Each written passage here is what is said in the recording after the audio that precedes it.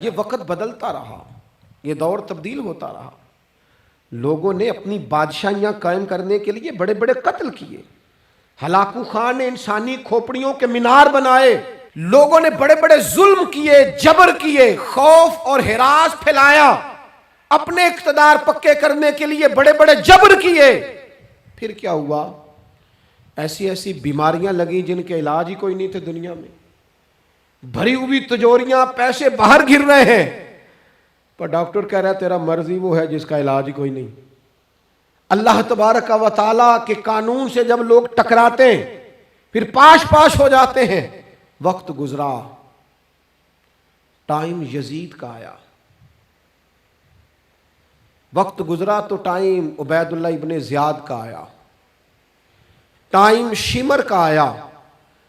1450 سال گزرنے کے بعد اس ہزاروں کے مجمع میں سے ایک ایک بچے کو حدیث یاد ہے کہ حسن اور حسین جنتی جوانوں کے سردار ہیں۔ بتاؤ، یزید کو نہیں آتی تھی؟ شمر کو نہیں پتا تھا؟ کلمہ تو پڑھتے تھے نا یہ؟ عبید اللہ ابن زیاد کو نہیں پتا تھا؟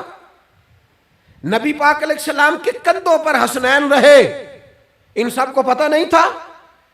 یہ جانتے نہیں تھے کہ یہ وہ حسنین کریمین ہیں جن کو حضور سنتے تھے، فرماتے تھے یہ میرے پھول ہیں دونوں؟ کیا بات رضا اس چمنستان کرم کی، زہرا ہے کلی جس میں حسن اور حسین پھول۔ آج 1450 سال گزرنے کے بعد امت کو حدیث آتی ہے کہ نبی پاک علیہ السلام نے فرمایا جس نے حسن اور حسین سے پیار کیا اس نے مجھ سے پیار کیا، جس نے ان سے بغض رکھا اس نے مجھ سے بغض رکھا۔ کلمہ پڑھتے تھے، مسلمان کہلاتے تھے۔ 10 محرم کو جمعے کا دن تھا، امام حسین امامہ باندھ کے گھوڑے پر بیٹھ کر خطبہ دینے لگے تو ایک شخص اندر سے بول کے کہنے لگا حسین تقریر لمبی نہ کر، ہمارا جمعہ لیٹ ہو رہا ہے۔ بلے و نمازیوں، سامنے وہ شخصیت کھڑی ہے جس پر ابھی درود پڑھیں گے نماز میں، اللہم صلی علی محمد وعلی، ابھی درود پڑھیں گے حسین ابن علی پر، ابھی شہید کر کے ابھی درود پڑھیں گے، وہ سامنے کھڑے۔ اور امام حسین کا ایک جملہ تاریخ نے یوں لکھا ہے کہ شاید ریت کے ذرے بھی تڑپ گئے۔ امام علی مقام فرمانے لگے مجھے غور سے دیکھو، تمہیں پتہ ہے میں کون ہوں؟ تم جانتے ہو میں کون ہوں؟ نبی پاک نے فرمایا تھا یہ حسن اور حسین میرے بیٹے ہیں کیونکہ میری بیٹی کے بیٹے۔ تمہیں پتہ ہے میں کون ہوں؟ سامنے امام حسین کھڑے، فرمایا مجھے جانتے ہو؟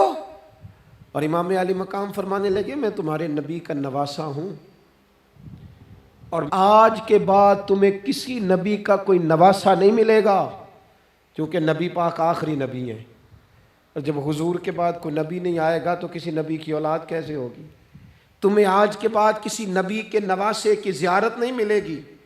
میں کیسے آپ سے یہ بات آپ کو عرض کروں کہ سامنے حسین ابن علی بھی ہوں تو لوگ نفس کی خواہشیں پوری کرتے ہیں، لوگ اپنی کرسیاں پکی کرتے ہیں، لوگ گورنریاں پکی کرتے رہے، لوگ گڈ بک میں جانے کے لیے ایک دوسرے کو شاباشیاں دیتے رہے، جشن ہوتا رہا۔ سب سے پہلے ایک شخص نے امام حسین کا قافلہ روکا تھا، اس کا نام حور بن یزید تھا، سب سے پہلے اس نے روکا تھا، وہ ایک لشکر کا سپہ سالار تھا۔ جب امام حسین رضی اللہ تعالیٰ عنہ نے خطبہ پڑھا نا تو حور یزیدی فوج میں تھا، واپس گیا اور عبید اللہ ابن زیاد سے جا کے کہنے لگا، یا جو بھی وہاں لوگ موجود تھے یزیدی فوج کے، ان سے کہنے لگا تم نے تو کہا تھا کہ صرف راستہ روکنا ہے،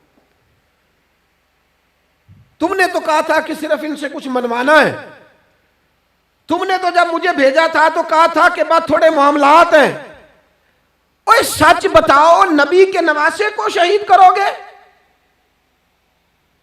تم نے تلواریں نکال لی ہیں، نیزے نکال لیے ہیں، تیر نکل آئے ہیں، تیاری مکمل ہے، مجھے سچ بچاؤ، کیا حسین ابن علی کی گردن پر خنجر چلانے لگے ہو؟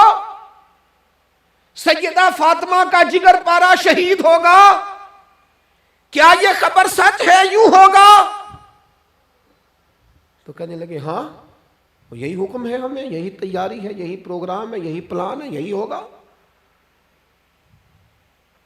کہنے لگا میں اور آپ تو مدینے والے رسول کا کلمہ پڑھتے ہیں، تو کیا محبوب کے نواسے کو ذبح کرو گے؟ جناب علی اکبر کو، جن کا چہرہ رسول پاک سے ملتا ہے، حضرت قاسم بن حسن کو، جناب علی کے بیٹوں عباس بن علی کو، حضرت علی کے بیٹے ابو بکر بن علی کو، حضرت علی کے بیٹے عمر بن علی کو، حضرت علی کے بیٹے یہ بھی 3 کربلا میں موجود، حضرت عثمان ابن علی کو، ان کو شہید کرو گے؟ نے کہا ہاں تیاری ہو گئی ہے۔